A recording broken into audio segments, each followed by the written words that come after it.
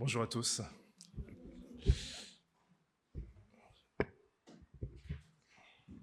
Donc c'est une joie pour moi d'être avec vous ce matin. C'est une rentrée aussi pour moi. Donc je suis Yann Charlery.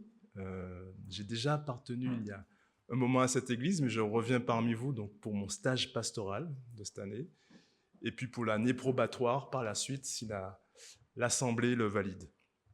Mais je suis heureux de revenir parmi vous. J'espère que vous avez passé de bonnes vacances. Voilà, 2 mois qui sont vite passés. Et j'espère que vous revenez en forme. Voilà, et que la reprise est souvent difficile. Voilà, mais le passage ce matin souhaite nous rassurer que Dieu aussi est avec nous dans cette reprise. Donc nous sommes à un temps de rentrée. Et ça peut être des moments où nous sommes bousculés. Les choses se précipitent, les choses avancent, les actions peuvent se multiplier.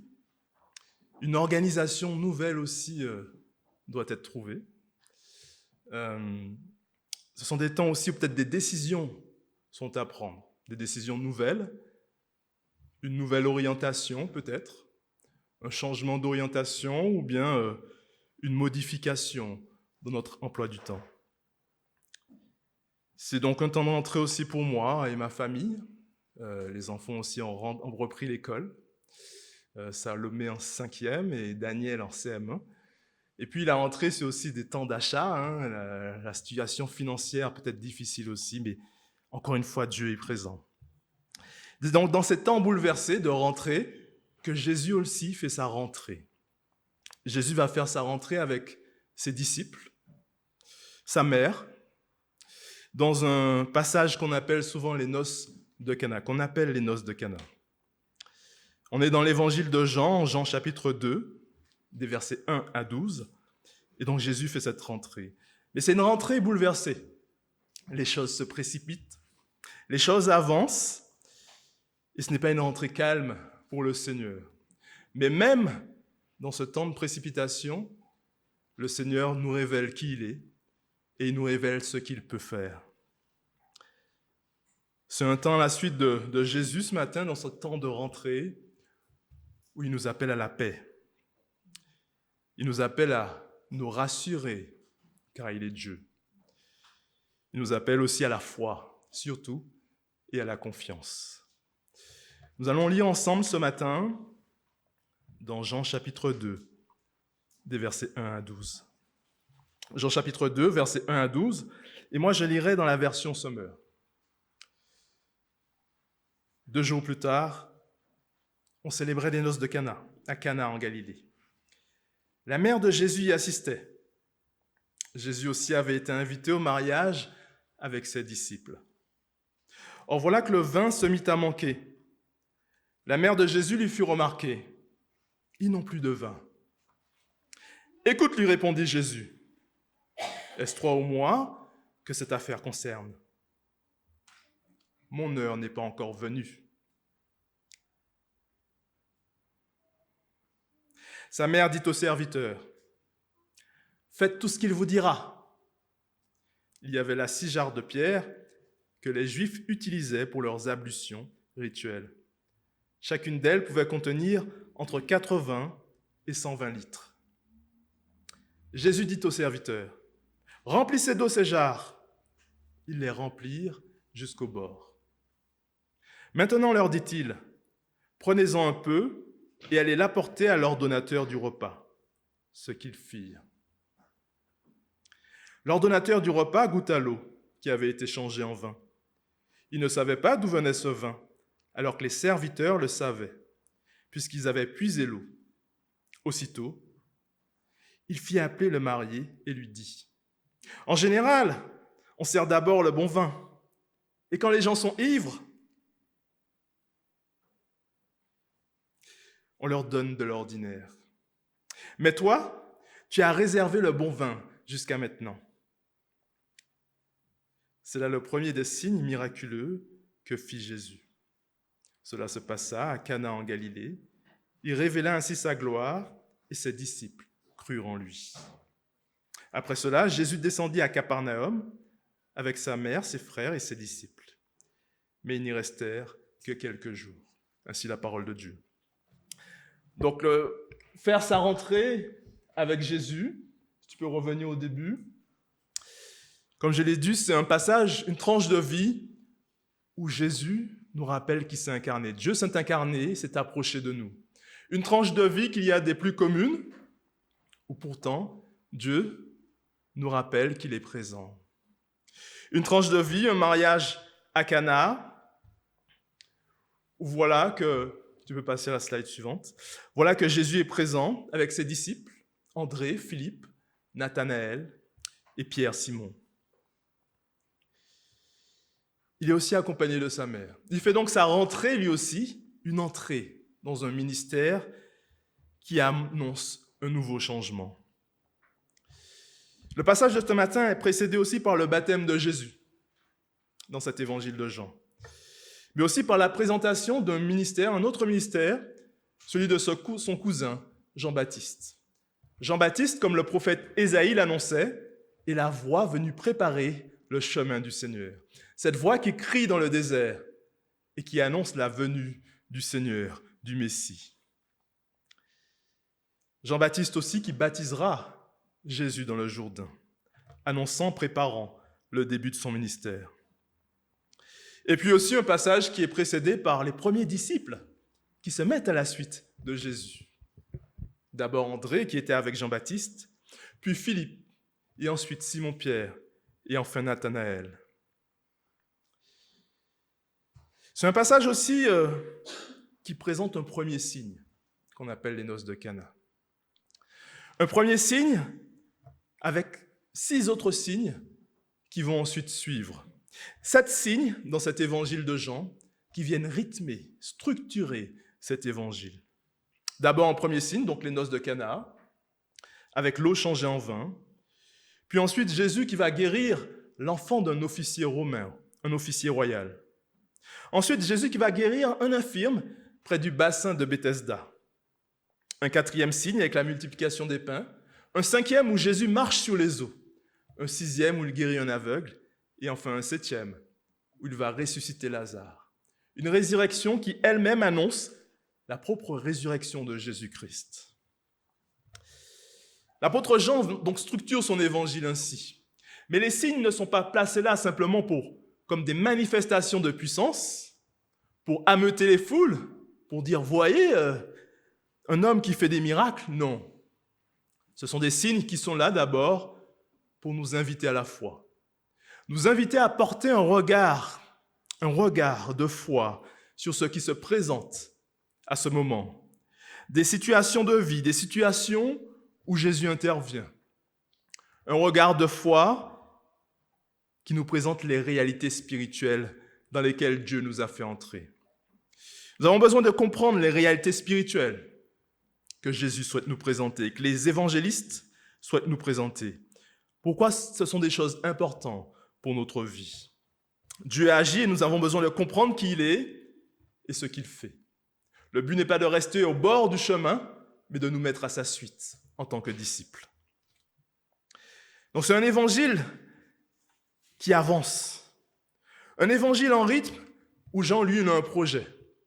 Et en Jean chapitre 20, il le dira, « Tout ceci a été écrit afin que vous puissiez croire. » Il y a encore beaucoup de signes, mais tout cela est là pour que vous puissiez croire et recevoir la vie en son nom. Le but n'est pas de rester sur le bord du chemin, ni d'avoir une foi simple, mais de voir clair et de recevoir la vie. L'évangéliste, l'apôtre Jean, est clair. Dieu vient ainsi nous rencontrer dans notre situation du quotidien, une vie peut-être, une rentrée mouvementée, des difficultés financières, une nouvelle organisation à trouver, des choix à faire, une réorientation de vie peut-être, un nouveau départ pour certains, et c'est là que Jésus vient nous rencontrer, nous invitant de marcher à sa suite, nous rappelant qui il est, mais surtout, il nous invite à la foi et à la confiance. Je vous propose un premier temps de silence. Nous allons nous présenter devant Dieu, prendre le temps peut-être ce matin de nous mettre à son écoute avant de poursuivre. Un temps de silence.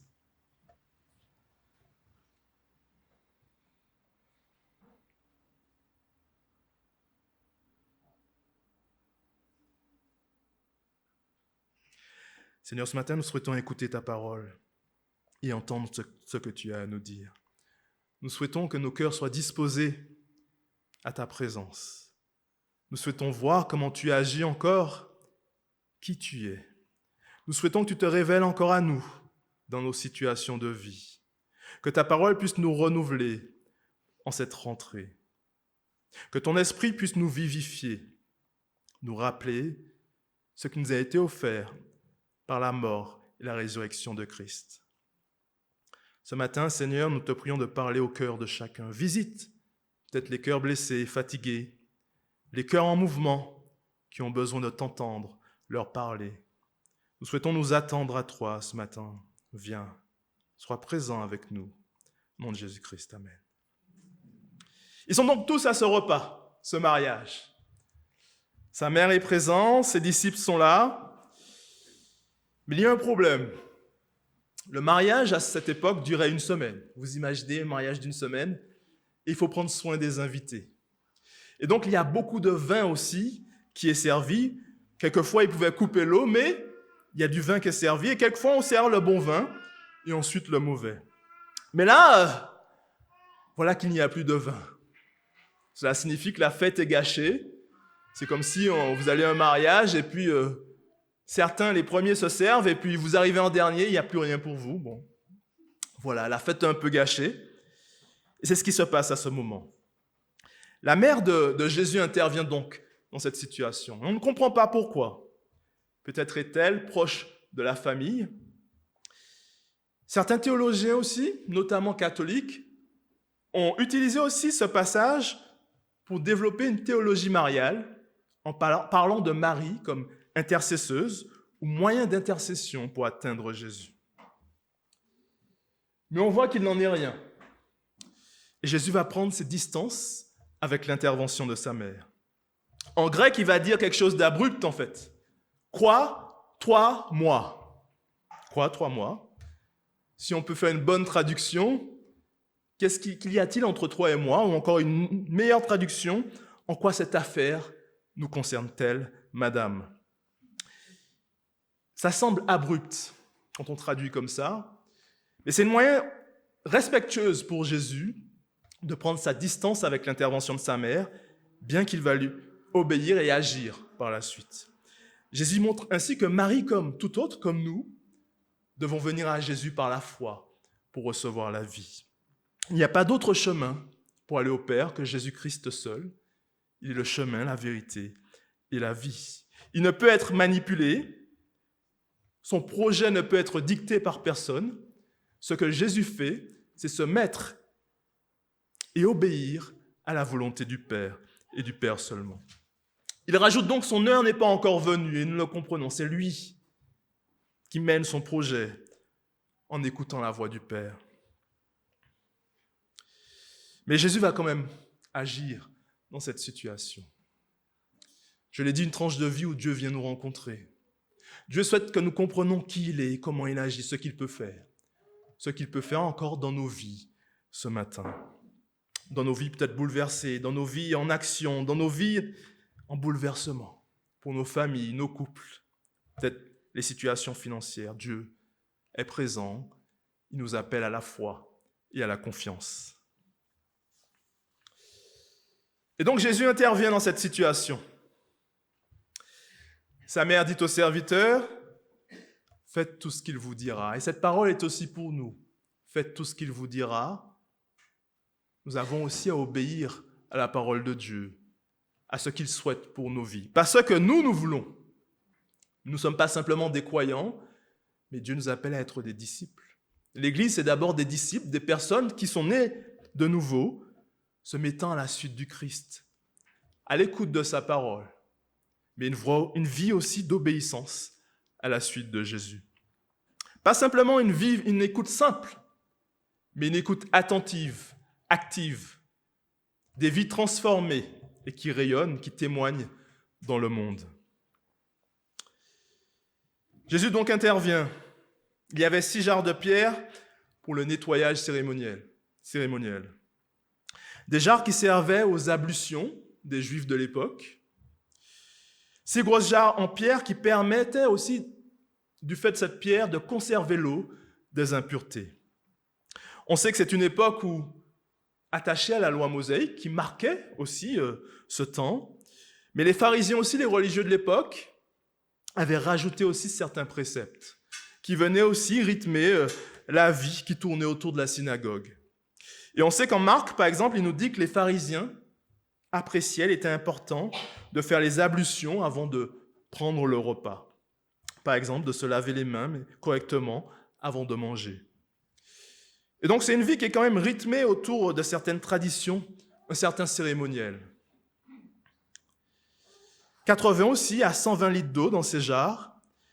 Et ce sont ces jarres pourtant que Jésus va utiliser pour passer à quelque chose de nouveau, un changement. Voilà une transformation d'eau en vin. Il dit donc à ses serviteurs de remplir ces jarres d'eau. Ils les remplissent à ras-bord. Il y a de l'abondance d'eau, elles sont bien remplies. De telle sorte, peut-être, que certains commentateurs disent 700 bouteilles de vin.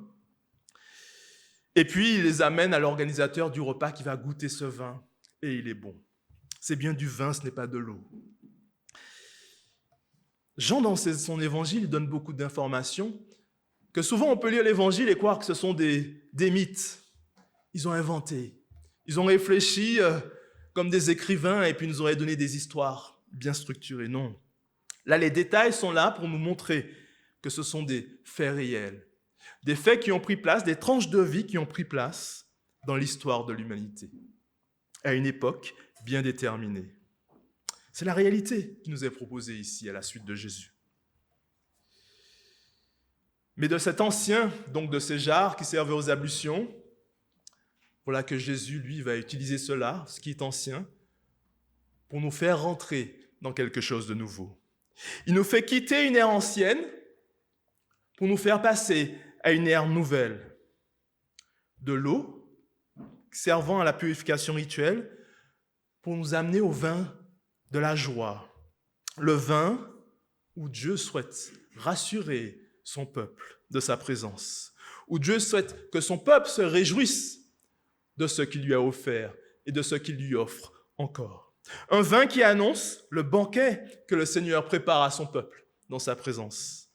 Un vin qui rappelle aussi ce que Jésus va faire à la croix par sa mort et sa résurrection, son sang qui va couler à la croix pour le pardon des péchés. Un vin aussi, un changement qui nous fait rentrer dans une situation nouvelle, des réalités spirituelles nouvelles qui sont offertes aux chrétiens. Et cela, on a aussi besoin de comprendre les choses spirituelles, parce que c'est important aussi pour notre vie chrétienne. En 2 Corinthiens 5, 17, il nous est dit ceci: si quelqu'un est dans le Christ, c'est une création nouvelle. Ce qui est ancien est passé, il y a du nouveau. Nous avons ainsi besoin de comprendre les choses spirituelles. Il y a du nouveau. Jésus est donc bien le Seigneur qui nous fait passer, délaisser ce qui est de l'ancien, pour nous transporter dans cette ère nouvelle, mais c'est aussi une ère d'abondance. Et on le comprend avec ces jarres bien remplies, ce vin bien rempli et abondant, une ère nouvelle d'abondance. Abondance de salut en Jésus-Christ. Abondance de pardon en Jésus-Christ.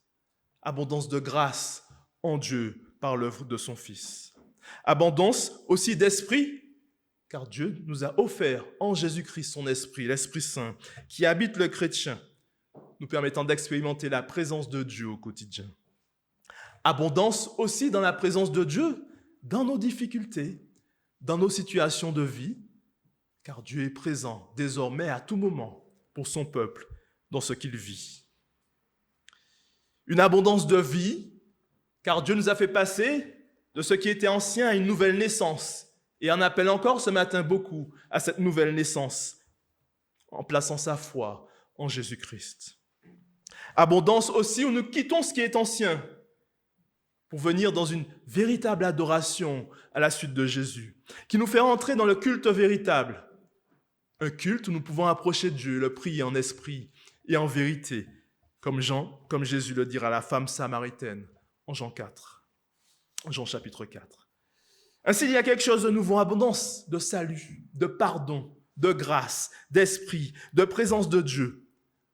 Voilà les réalités qui sont pour nous ce matin. Les réalités dans lesquelles Dieu nous a fait entrer, Jésus-Christ nous a fait entrer. Nous avons besoin de le comprendre. Nous avons besoin de saisir les réalités spirituelles, de voir clair. Ainsi, ce matin, où en es-tu de ta vie, de ta situation de vie, de tes projets de vie? Où en es-tu? Peut-être te sens-tu dépassé? Peut-être as-tu besoin de réorganiser certaines choses? Peut-être ne vois-tu pas aussi une solution à tes problèmes? Dieu te propose de t'arrêter ce matin et de te mettre à son écoute. De prendre un temps de silence, on va prendre ce second temps de silence pour écouter Dieu nous parler. Présentez-lui vos projets, vos situations de vie, vos fardeaux. On s'arrête un moment. Mettons-nous à l'écoute de Jésus.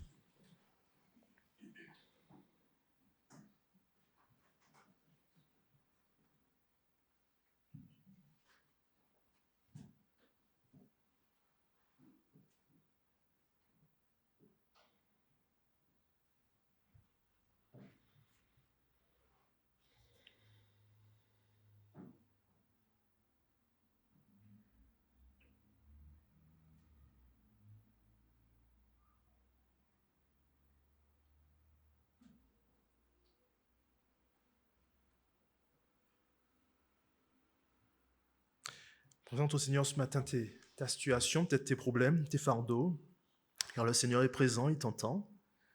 Le Seigneur se révèle comme Dieu qui peut tout. Toi, tu ne peux pas, mais lui, il peut. Fais-lui confiance. Il t'invite à la confiance et à la foi ce matin.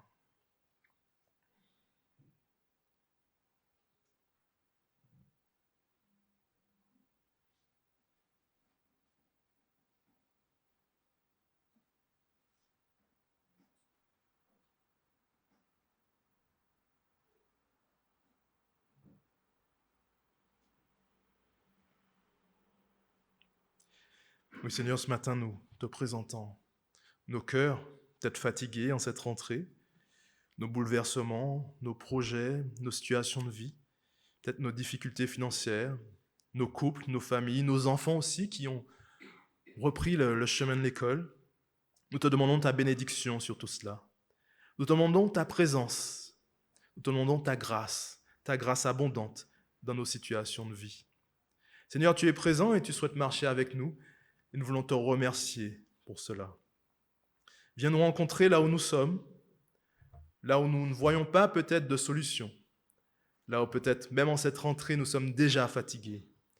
Nous avons besoin de ta grâce, Seigneur, de la présence de ton esprit, que tu nous portes, tu nous vivifies, que tu nous renouvelles pour cette année. Viens aussi bénir nos enfants qui sont présents. Viens aussi les éclairer, les renouveler, que eux aussi puissent placer leur foi en toi. Viens faire du bien à nos familles aussi présentes ce matin, Seigneur. Nous te les présentons. Nous te demandons de bénir nos familles, nos couples, nos enfants, et que tu puisses vraiment continuer à nous guider, nous guider en cette nouvelle année, dans cette année qui débute. Nous te demandons, Seigneur, ta grâce pour l'école aussi à nos enfants, de les protéger là où ils seront, de les accompagner aussi dans leur choix de vie pour nos adolescents, de les guider dans leur orientation de vie, qui peuvent être souvent difficiles. Nous te demandons aussi d'intervenir en cela.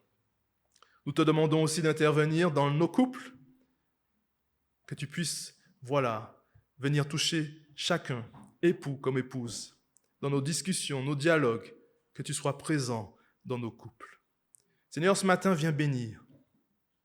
Nous voulons te mettre à ta suite en tant que disciples. Nous souhaitons t'entendre et voir comment tu vas agir dans nos situations de vie en cette nouvelle année. Viens aussi parler à ceux qui ne te connaissent pas, Seigneur, et qui ont besoin de te découvrir ce matin, de découvrir la vie abondante que tu es venu apporter par ta mort et ta résurrection.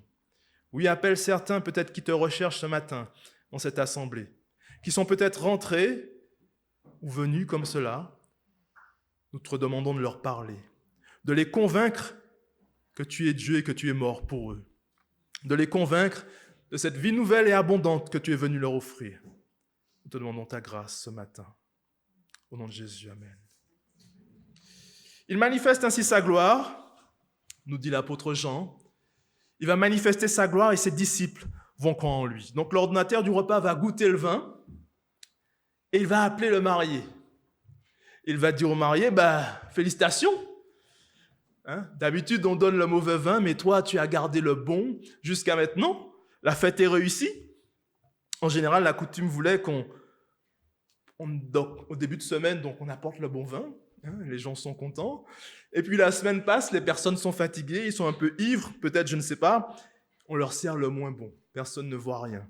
Mais même là, pourtant, en fin de semaine, la fatigue est là, les papilles, ce n'est plus ce que c'était au début. Et là, ils voient pourtant que le vin est le meilleur. Vous imaginez? Là où il n'y avait pas de solution, plus de vin, Jésus, lui, apporte un vin en abondance, mais un vin meilleur encore que ce qu'il y avait. Là où il n'y avait pas de solution, Jésus, lui, apporte encore une meilleure solution, meilleure que ce à quoi on pourrait s'attendre. Et c'est la même chose pour nos vies. Peut-être qu'on n'a pas de solution, ou peut-être qu'on pensait que la solution, c'était celle-là, mais Dieu souhaite nous proposer ce matin encore, en ce début de rentrée, une meilleure solution encore. Ce à quoi on ne s'attendait peut-être pas. Lui, il souhaite nous proposer quelque chose de meilleur. Mais il nous invite, encore une fois, à la foi et à la confiance. À la foi et à la confiance. Il manifeste ainsi sa gloire, nous dit Jean, l'apôtre Jean. Il manifeste sa gloire et ses disciples croient en lui. On ne sait pas de quel... Est-ce qu'ils croient vraiment? Ils voient. Mais on sait vraiment, c'est vraiment qu'à la croix qu'ils vont commencer à croire. Mais ils croient, bon. Mais c'est une invitation pas simplement à croire, mais à avoir des yeux qui voient clair qui est Jésus. Il se révèle à nous ce matin. C'est une foi qui appelle à la vie. C'est une foi qui appelle à se saisir des réalités spirituelles en Jésus-Christ.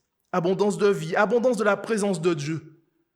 Pas simplement une foi qui se saisit des miettes, mais une foi qui se met en tant que disciple à la suite de Christ, qui se saisit, qui se rappelle que Dieu est tout-puissant pour agir, que Dieu n'est pas limité, que Dieu m'aime, que Dieu souhaite le meilleur pour moi.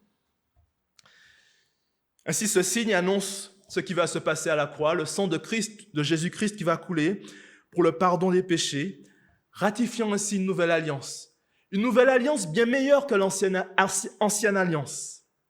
Une nouvelle alliance offerte par la mort et la résurrection de Christ. Une alliance bien supérieure à ce qu'il y avait avant, marquée par la loi et la tradition, la loi mosaïque. Une alliance nouvelle que Dieu a ratifiée par la mort de son Fils. Voilà ce qui nous est offert en Jésus-Christ. Mais ce vin aussi meilleur qui nous est proposé nous rappelle que Jésus n'est pas resté crucifié à la croix, il est ressuscité et qu'il a été élevé. En Philippiens chapitre 2, il nous est dit ceci, « Lui qui était de condition divine ne chercha pas à profiter de l'égalité avec Dieu. Mais il s'est dépouillé lui-même, il a pris la condition d'un serviteur en se rendant semblable aux hommes, se trouvant ainsi reconnu à son aspect comme un simple homme. Il s'abaissa lui-même en devenant obéissant jusqu'à subir la mort, oui, la mort sur la croix. C'est pourquoi Dieu l'a élevé à la plus haute place. Et il lui a donné le nom qui est au-dessus de tout nom, pour qu'au nom de Jésus, tout être s'agenouille, dans les cieux, sur la terre et jusque sous la terre. Et que chacun déclare Jésus-Christ est Seigneur à la gloire de Dieu le Père. Jésus n'est pas resté crucifié sur la croix, mais il a été élevé et glorifié. Un signe aussi qui nous amène directement à la victoire de Christ sur la croix par sa mort et sa résurrection. Victoire sur l'ennemi, la mort, le mal, la souffrance. Une victoire que le livre de l'Apocalypse nous rappelle.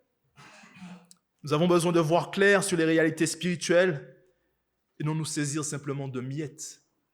Dieu nous appelle à la foi et la confiance, comprenant l'abondance spirituelle, les abondances de grâce, de salut, de pardon, de présence de Dieu dans laquelle Jésus nous a fait entrer par la foi en lui. Dans l'Apocalypse, nous le rappelle, Jésus est bien cet agneau immolé, comme le prophète Ésaïe l'annonçait. Il a remporté la victoire et il règne. Apocalypse chapitre 5 nous le dit. D'une voix forte, il y a tous les êtres célestes, il y a toute la création qui proclame. Il est digne, l'agneau qui fut égorgé, de recevoir la puissance, la richesse, la sagesse et la force, l'honneur, la gloire et la louange. Ils vont se mettre à proclamer gloire à celui qui est sur le trône et à l'agneau. Et toute la création va proclamer gloire à lui pour l'éternité, au siècle des siècles. Voilà qui est Jésus. Il se révèle à nous. Il est Dieu. Il est ce Dieu tout-puissant qui nous révèle aussi par cette transformation de vin des actes de création, comme il y en a eu au moment de la Genèse. Ainsi, Dieu s'est approché dans une tranche de vie commune pour nous rappeler qui il est.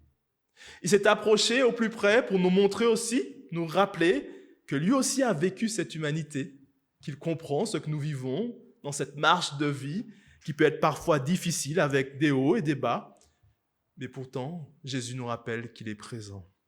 Nous sommes entrés donc dans quelque chose de nouveau à la suite de Christ. Mais désormais, il nous a aussi permis d'expérimenter sa présence au quotidien, dans nos souffrances, nos détresses, dans nos doutes, nos difficultés, dans notre organisation mouvementée, dans nos couples, nos familles. Jésus-Christ est bien présent. Pour conclure ce matin, c'est une invitation, donc vous l'avez compris, à la foi et la confiance. Sortir du doute pour voir clair. Sortir du doute pour se saisir des réalités spirituelles abondantes que Jésus nous a offertes. Il nous a fait entrer dans une ère nouvelle. Le royaume de Dieu s'est approché, déjà là et encore à venir. Mais déjà, nous pouvons expérimenter ce que Dieu nous a donné, nous a offert. Par ce signe puissant, c'est un appel à la foi, vous le comprenez. Une foi vivante, une foi qui, bien que dans les bouleversements de la vie, se souvient que Jésus, lui, est présent, que Dieu peut tout, que lui a la toute-puissance pour agir et que nous pouvons lui faire confiance. Ainsi, ce matin, ne crains pas, mais crois. Peut-être ce serait ce message que le Seigneur t'adresse ce matin. En cette semaine, nouvelle semaine qui va débuter, ne crains pas, mais crois, car Dieu marche avec toi. Il te connaît, il sait ce dont tu as besoin et il prendra soin de toi. Amen.